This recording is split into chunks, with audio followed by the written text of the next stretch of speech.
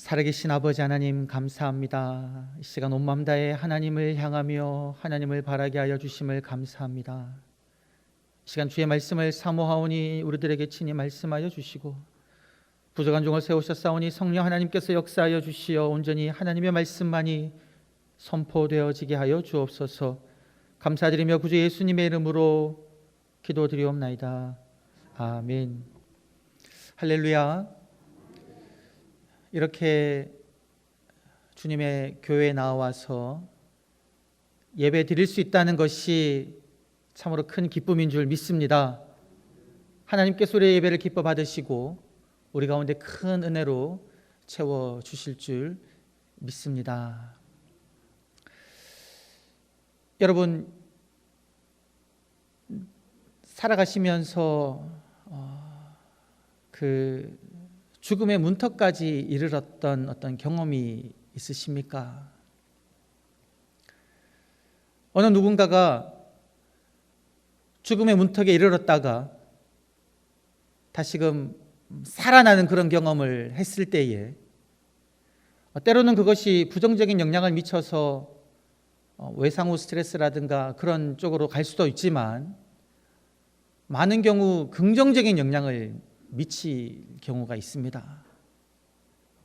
죽었다가 살아나는 그런 경험을 하게 되면 삶을 다른 눈으로 보게 된다라는 것이죠.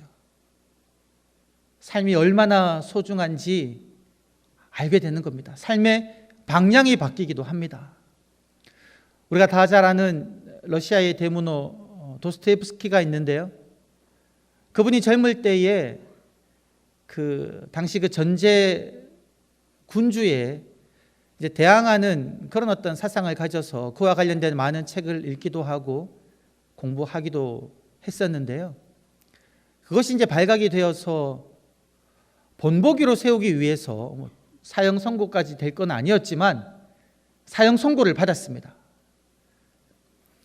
그런데 사형 선고를 이제 받았을 때 이제 황제의 생각은 본보기로 세우기 위해서 사형 선고를 하고 막바지에 사면을 할 계획을 세웠었는데 그것을 당사자는 몰랐죠.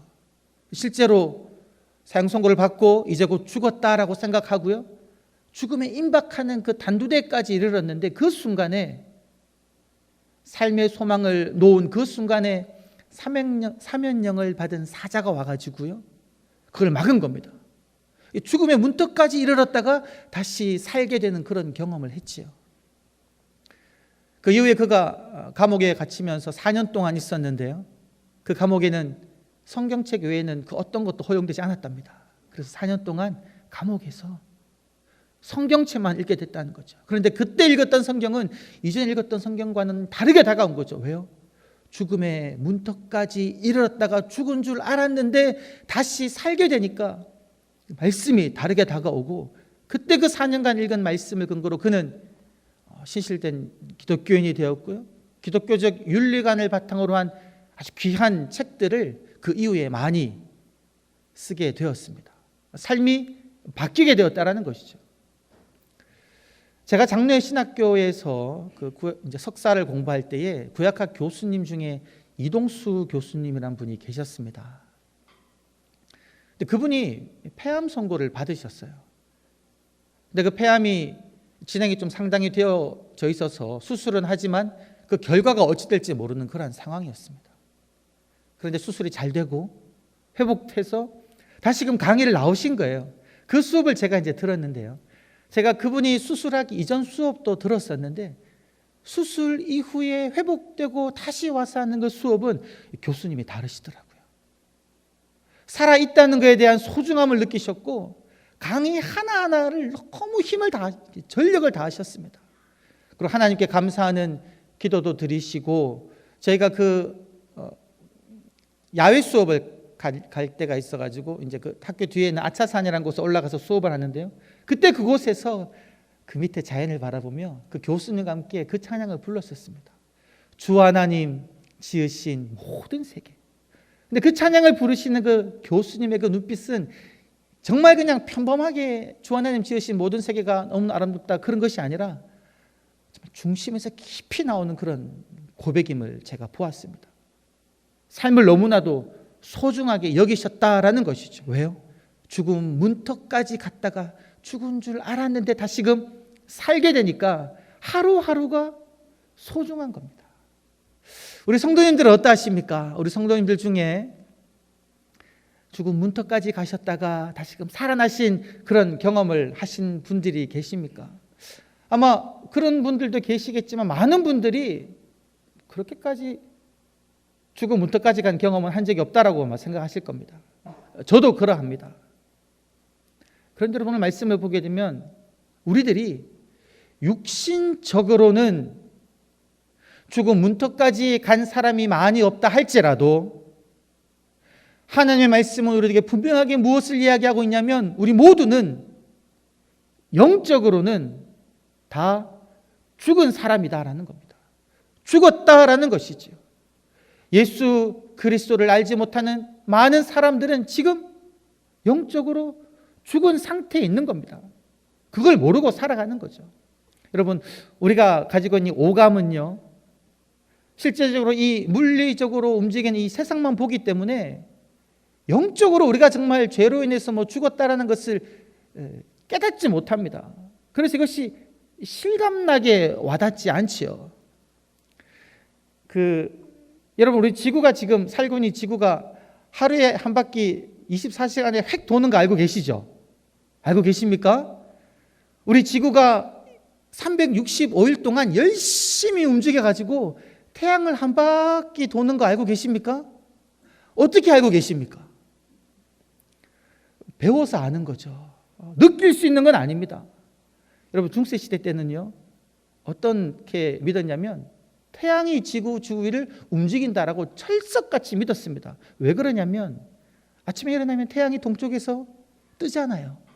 쭉 움직였다가 저녁에 서쪽으로 치니까 그것이 우리 눈에 보이니까 태양이 지구 주위를 움직인다라고 생각한 겁니다. 그런데 과학이 발전하니까 우리가 비록 느끼지 못하고 지구가 움직이는 것을 내가 이 신체적으로 느끼지 못하지만 배워서 그 사실을 안다라는 거죠. 영적인 법칙도 그러하다는 겁니다, 여러분. 오늘 말씀 보게 되면 1절 말씀에 그렇게 이야기하고 있습니다. 그러므로 너희가 그리스도와 함께 다시 살리심을 받았으면, 말씀은 우리들에게 분명하게 무엇이라고 이야기하고 있습니까? 너희가 그리스도와 함께 다시 살리심을 받았다면. 우리가 그리스도와 함께 다시 살리심을 받으려면 이것은 무엇을 전제로 하고 있습니까? 죽었다라는 것이죠, 여러분. 저 지옥으로 내려갔다는 겁니다. 땅에 떨어져 죽었다는 겁니다. 죽었기에 우리들은 다시 살아날 수가 있다라는 것이죠. 에베소서 2장 1절 말씀 보게 되면 그는 너희의 허물과 죄로 죽었던 너희를 살리셨다, 이렇게 이야기하고 있고요. 골로새서 2장 12절에도 너희가 불법과 범죄함과 육체의 무할례로 인하여 죽었다라고 이렇게 이야기하고 있다는 것이죠. 우리들은 죽었다라는 겁니다. 죽었다고 말해도 아무도 비참해하지 않는 겁니다. 영적으로 우리는 죽었다라고 하는데, 죄로 인해 죽었다라고 하는데 그냥 죽었나 보다 이렇게 생각하고 많은 사람들이 살아간다는 것이죠. 왜요?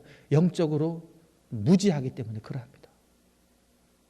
여러분, 센과 치히로의 모험이라는 일본 만화 영화가 있는데요, 그 만화 영화 보면 너무 웃긴 장면이 등장하는데 웃기지만 너무 슬픈, 사실이라면 너무나 비참한 이야기인데요. 이제 치히로가 이제 센이 엄마 아빠와 함께 여행을 가는데 어느 이상한 곳에 가게 된 겁니다. 근데 그곳이요, 실제적으로는 그렇지 않지만 이상한 곳인데 그곳에서 엄마 아빠가 돼지로 변했습니다. 왜 돼지로 변했냐면 거기에 놓여 있는 그 음식을 그냥 막 먹다 보니까, 계속 먹다 보니까 점점 사람이 돼지로 변한 겁니다. 근데 그 부모님은 돼지로 변한 걸 알지 못하고요, 계속 그냥 먹기만 합니다. 근데 그것이 누구의 눈에 보이냐면 그 센의 눈에는 보이는 거죠. 그래서 그 이야기는 돼지로 변한 부모님을 어떻게 사람으로 바꾸느냐, 이 주제로 이제 흘러가는 이야기인데요.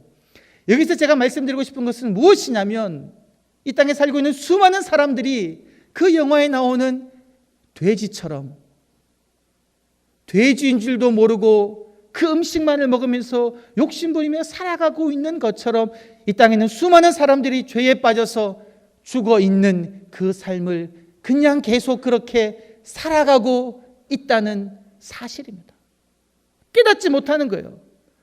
영적인 세계이기 때문에. 여러분, 죄가 무엇입니까?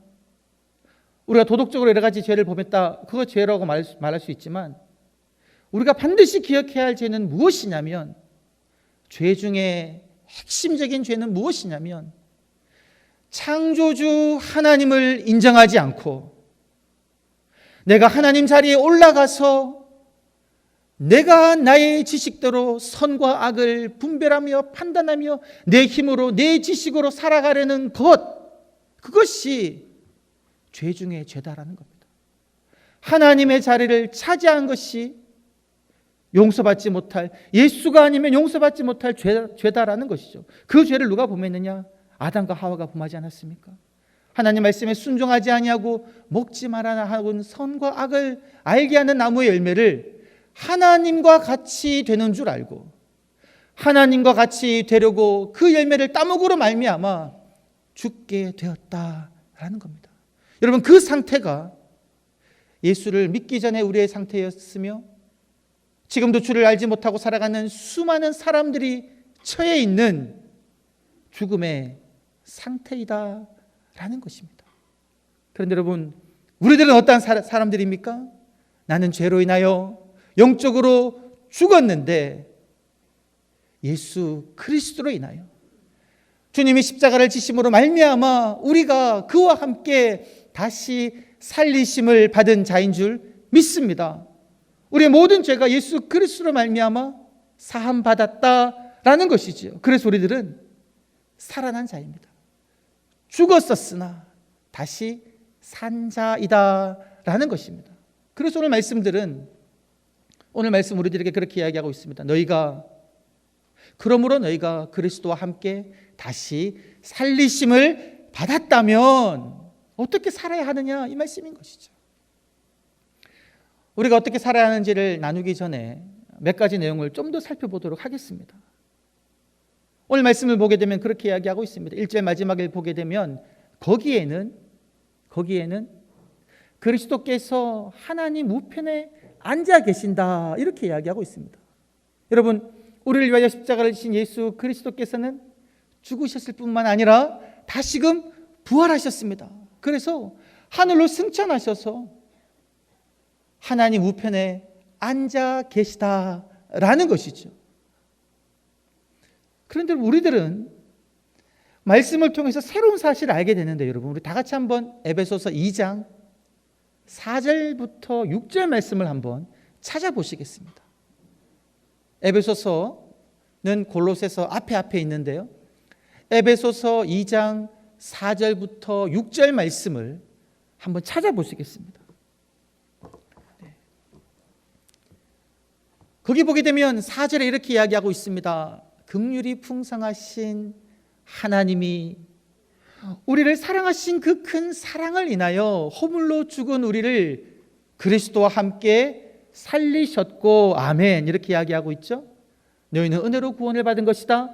그리고 이어지는 6절에서는 또 함께 일으키사, 여기까지는 여러분 오늘 읽은 골로새서 3장 1절과 동일합니다.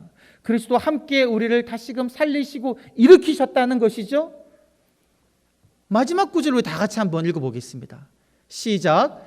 그리스도 예수 안에서 함께 하늘에 앉히시니. 다시 한번 읽어볼까요? 시작. 그리스도 예수 안에서 함께 하늘에 앉히시니. 여러분, 예수님만 하나님 우편에 앉아 계신 줄 알았는데 에베소서 2장 6절 말씀을 보니까 우리들도 하나님께서 우리들을 그리스도와 함께 살리시고 일으키시고 난 다음에 우리를 어디에 두셨다고 말씀하고 계십니까? 그리스도 예수 안에서 함께 하늘에 앉히셨다는 말입니다. 우리가 지금 하늘에 앉아 있다는 것이죠. 여러분, 이걸 기억하시고 난 다음에 말씀 3절 4절 한번 보겠습니다. 오늘 말씀 골로새서 3장 3절 4절 보시면 어떻게 이야기하고 있냐면 이렇게 이야기하고 있습니다. 이는 너희가 죽었고 너희 생명이 그리스도와 함께 하나님 안에 감추어 있다. 누구 생명이요? 나의 생명이. 죽었다가 예수 그리스도로 말미암아 다시금 새 생명을 얻게 된 나의 생명이 어디 있냐면 그리스도와 함께 하나님 안에 감춰 있다는 겁니다. 하늘에 계신 하나님 안에 나의 생명이 감춰져 있는 것이고요, 이 생명이 그리스도께서 다시금 이 땅에 오실 그때에 그리스도와 함께 영광 가운데 나타날 것이라는 겁니다. 우리 생명이요.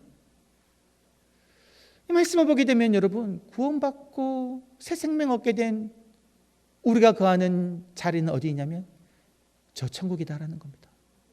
우리의 생명은 어디에 있냐면 저 하늘에 하나님 안에 감추어져 있고요, 마지막 날 주님 오실 때에 영광 가운데 우리의 생명이 나타난다는 겁니다. 여러분, 저는 1973년도에 태어났습니다. 그리고 제가 여러분 100세까지 살 수 있을까요? 120세까지는 제가 살 수 있겠습니까? 아무리 제가 건강을 잘 유지하고 과학이 발달해서 산다 해도 여러분 제가 서기 2500년까지 살 수 있겠습니까? 저의 이 땅에서의 삶은요, 유한합니다. 저의 이 생명은 아무리 오래 살아봐야 여러분 200년을 넘길 수가 결코 없습니다. 제가 역사책을 읽어보면요, 우리 근현대사를 읽어보면 1900년도에 여러 가지 많은 일들이 있었지만 저는 그것을 글로만 읽습니다. 어떤 일이 일어났는지 제가 경험하지 못합니다. 그만큼 저의 이 삶은 짧다라는 것이죠. 이것이 우리의 인생입니다. 아무리 오래 살아봐도. 제 집이 영등포구 신길동에 있습니다. 살기에 충분히 넓습니다. 그런데 아무리 넓어봐도요, 제 그 집이 이 대한민국에 비하면 코딱지에도 비할 수 없을 정도로 작습니다. 이 영동교회가 여러분 아무리 크다 할지라도, 이 영동교회의 터가 아무리 넓다고 할지라도 드론을 띄워가지고 공중으로 쭉 올라가면 어느 정도까지는 보이겠지만 저 우주로 올라가 보면 이 영동교회는 여러분 보이지 않을 정도로 작은 공간입니다. 이 지구는요, 하나님이 창조하신 우주에 비하면 어디 내놓을 수도 없을 정도로 작은 공간입니다. 그 작은 공간에 살고 있는 저 얼마나 작은 존재입니까? 이 땅에 살고 있는 저의 이 육신은 여러분 내세울 것이 아무것도 없다는 겁니다. 아무리 잘 살고 아무리 많은 것을 가지고 아무리 오래 산다고 할지라도 저의 인생과 저의 소유는 아무것도 아닙니다. 근데 여러분, 오늘 말씀은 우리들에게 무엇을 바라보라고 하십니까? 우리의 삶이 그렇게 보잘것없는 것이 아니다라는 겁니다. 예수 그리스도로 말미암아 다시금 살아난 영생을 누리는 우리들은 우리의 거처가 어디에 있냐면 저 하늘 저 천국에 있다는 겁니다. 여러분, 우리의 삶의 연한이, 우리의 생명이 얼마나 기냐면 하나님 안에 감추어져 있어서 주님이 마지막에 이 땅에 오실 때 그때까지 우리의 생명이 드러날 정도로 우리는 영생의 삶을 누리는 사람이다 라는 것입니다. 할렐루야. 제가 이 말씀을 준비하면서 그 찬양이 떠올랐습니다. 여러분 아실지 모르겠는데요, 그 찬양이죠. 죄 많은 이 세상은 내 집안이네. 아시나요? 내 모든 보화는 저 천국에 있네. 저 천국 문을 열고 나를 부르네. 나는 이 세상에 정들 수 없도다. 오 주님 같은 분 친구 없도다. 저 천국 없으면 난 어떻게 하나. 저 천국 문을 열고 나를 부르네. 나는 이 세상에 정들 수 없도다. 여러분 할렐루야. 우리는요, 우리의 집은 저 천국이라는 겁니다. 저 천국에서 주님 우리를 부르신다는 거죠. 우리들은 영원한 생명을 누리는 사람들이다라는 겁니다. 그런데 여러분, 이러하기 때문에 오늘 말씀은 우리들에게 어떠한 삶을 살 것을 강력하게 말씀하냐면요, 그렇게 이야기하죠. 너희는 위의 것을 찾으라는 겁니다. 위의 것을 추구하라는 거죠. 그 위의 것은 그리스도께서 하나님 우편에 앉아 계신 그 천국, 그 하늘 보좌, 하나님 보좌 주변에서 천군 천사가 하나님을 찬양하는 그곳, 슬픔과 눈물과 질병이 없는 그곳, 그곳을 추구하라는 겁니다. 그리고 이어지는 2절 말씀에서는 위의 것을 생각하고 땅의 것을 생각하지 마라. 너희의 마음을 하늘 위에 두고 이 땅에 두지 말라는 겁니다. 그렇게 살아라는 거죠. 주님을 알지 못하는 여러분, 세상 사람들은 어떻게 살아갑니까? 유한한 이 땅이 다인 줄 알고 살아가는 사람들은 어떻게 살아가나요? 땅의 것을 생각하며 땅의 것을 찾아가며 살아갑니다. 그 삶을 오늘 말씀에서 묘사하고 있는 구절은 읽지 않은 5절 이하의 말씀인데요, 거기에 묘사되어 있는 여러 가지 삶의 모습들을 보게 되면 첫 번째 나오는 것이 음란입니다. 여러분이 음란을 조금 더 확장시키면 육체의 쾌락이라고 부를 수 있겠죠. 육체의 즐거움을 위해서 살아간다는 겁니다. 영생을 소유하지 않은 사람들은 맛있는 거 먹으려고 그러고요, 이 몸을 즐겁게 하는 것들을 어떻게든 찾아보려고 합니다. 그 미국의 어떤 유명한 베스트셀러 작가가 쓴 와일드라는 책이 있는데요, 그 와일드라는 책은 그 미국 서부 지역에 있는 그 산악지대 트레킹 코스를 걸으면서 이제 기록한 수기책인데요, 이분이 어떤 삶을 경험했는지를 그 책에 이야기하고 있는데, 이런 걸 경험하였습니다. 그분이 어머니와 너무나 관계도 좋고 친밀하였는데 그 어머니가 젊은 나이에 그만 암으로 너무나 짧은 순간, 너무나 급작스럽게 이제 죽게 되었습니다. 그 충격이 이 작가에게 너무나 커가지고요, 남편과도 이혼하고 혼자 그냥 막 힘들게 살아갑니다. 그리고는 몸을 막 함부로 굴리기 시작하고요, 그래서 그가 마약에 손을 댄 겁니다. 그 고통을 잊기 위해서, 어머니를 잃어버린 그 고통을 잊기 위해서 마약에 손을 대죠. 근데 그 마약을 한 그 경험이 그 책에 나와 있는데 어떻게 묘사하고 있냐면요, 고통을 잊기 위해서 마약을 하는 그 순간 나는 막 천국으로 올라갈 같은 희열감을 느꼈다. 그러나 그 마약의 그 기운이 빠져버리는 순간 말 못할 고통이 다가왔다, 이렇게 기록하고 있습니다. 그럼에도 불구하고 그 쾌락을 놓지를 못하는 겁니다. 그러면서 점점 그의 육체는 피폐해져 갔는데요, 이런 경험이 있는 거죠. 이것이 바로 세상 쾌락이 우리를 이끄는 결과이다라는 겁니다.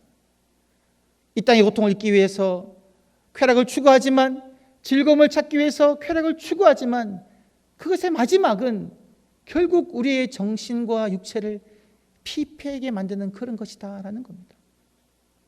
또 말씀을 보게 되면 여러분, 탐심이 나오는데요, 우리가 살아가면서 얼마나 많은 욕심을 가집니까? 특별히 우리가 가지길 원하는 것은 무엇이 있습니까? 부자가 되기를 원하죠. 재물이 많기를 원합니다. 특별히 신혼부부가 이제 결혼을 해서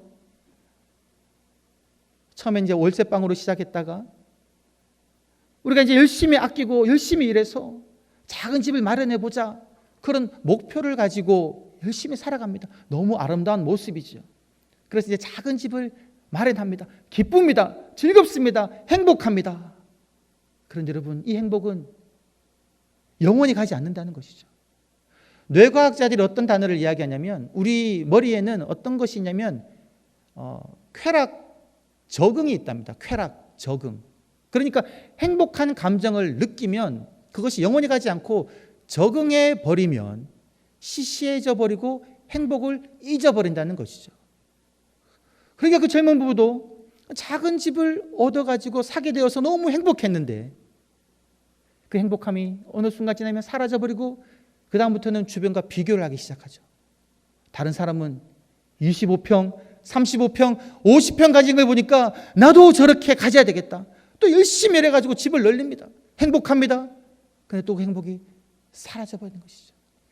이런 식으로 삶이 반복되다가 결국 죽어버리는 인생이 어떠한 인생이냐? 땅의 것을 찾는 사람의 인생이다라는 겁니다. 주를 알지 못하는 많은 사람들이 이 땅에서 그렇게 살아가고 있고요, 심지어 믿음의 사람들도 구원을 받은 사람들도 이 땅의 것만을 추구하며 살아가고 있는 사람들이 있다라는 것이죠. 오늘 말씀 우리들에게 무엇을 찾으라, 무엇을 생각하라라고 이야기하고 있냐면 위의 것을 생각하라, 위의 것을 찾으라, 이렇게 이야기하고 있습니다. 우리가 바라봐야 할 것이 무엇이냐? 이 땅이 아니라 저 하늘나라에 있다는 것이죠. 하늘나라에 누가 계시냐? 하나님이 계시다. 그 하나님을 바라보는 삶, 그 하나님을 본받는 삶, 그 하나님과 동행하는 그러한 삶, 그것이 바로 위의 것을 추구하는 삶이다라는 겁니다. 여러분, 그러한 삶을 잘 보여주는 것이 성경에 많이 나와 있는데요, 그 중에 제가 한 가지를 소개해 드리고 싶습니다. 사도행전 3장에 나오는데요, 사도행전 3장을 보게 되면 베드로와 요한이 기도할 시간이 되어서 성전으로 올라갑니다. 근데 성전 올라갈 때 그 성전 앞에 누가 있냐면 나면서부터 안진병이 된 사람이 앉아가지고 구걸하고 있죠. 돈을 좀 달라. 그 사람을 보고 베드로가 무엇이라고 이야기하냐면 은과 금은 내게 없거니와 내게 있는 것으로 내게 주노니 곧 나사렛 예수 그리스도의 이름으로 일어나 걸으라, 이렇게 이야기합니다. 베드로가 말하기를 자기는 은과 금이 없다는 거죠. 그런데 내게 있는 것, 그걸 내게 주는데 내게 있는 것이 무엇이냐면 예수 그리스도, 그분을 준다는 겁니다. 그에게는 예수 그리스도가 있었다는 것이죠. 여러분, 제가 이 말씀을 읽으면서 한번 생각해 보았습니다.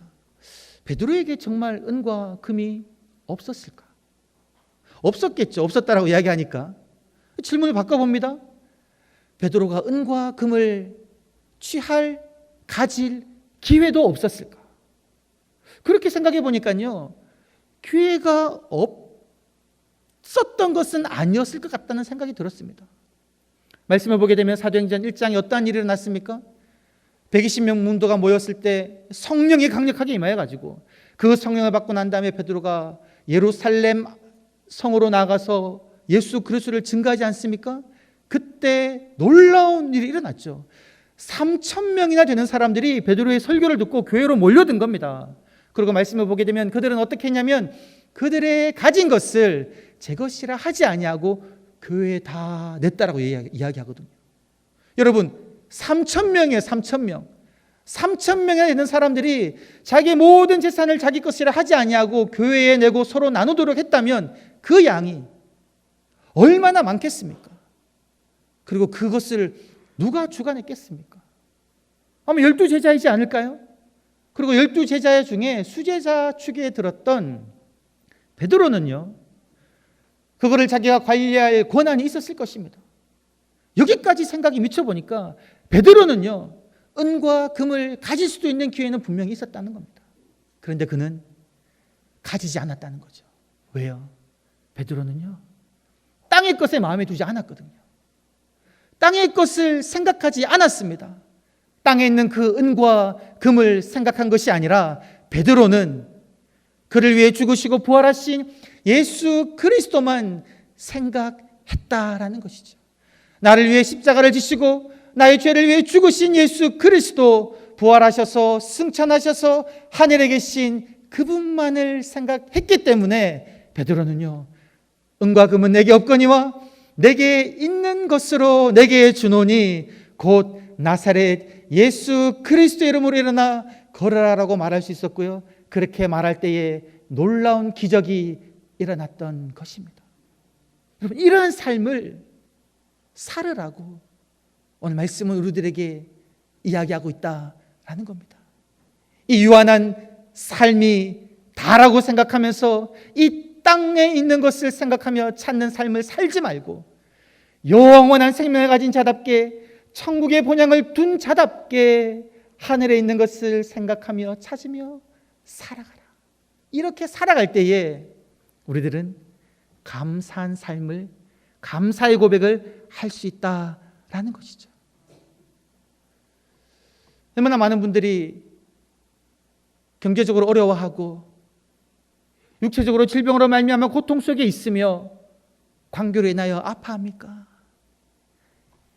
이 땅이 다라고 생각하면, 이 땅에 있는 것만 바라보면 결코 감사의 고백이 나올 수가 없습니다. 그러나 나는 나의 생명은 하나님 안에 감추어져 있어서 영생을 누린 자라고 생각하고, 나의 집은 저 천국에 있다라고 생각하면, 주님만 바라보면 어떠한 상황 속에서도 하나님께 감사의 고백을 드릴 수가 있다라는 겁니다. 이러한 삶을 살아내시는 저와 여러분 되시기를 주의 이름으로 간절히 축원합니다. 땅의 것을 생각하지 아니하고 하늘의 것을 생각함으로 말미암아 감사를 넘치게 하시는 저와 여러분 되시기를 주의 이름으로 축원합니다. 아버지 하나님, 땅의 것을 생각하지 않게 하여 주시옵소서. 육체의 쾌락을 추구하지 않게 하여 주시고, 소유의 풍부함을 추구하지 않게 하여 주시고, 날 위해 죽으시고 부활하셔서 저 하늘에서 우리를 위해 기도하시는 주님을 바라보며 주님의 그 성품을 품으며 날마다 감사하며 살아가는 저희가 되게 하여 주옵소서. 감사드렸고 구주 예수님의 이름으로 기도드리옵나이다. 아멘.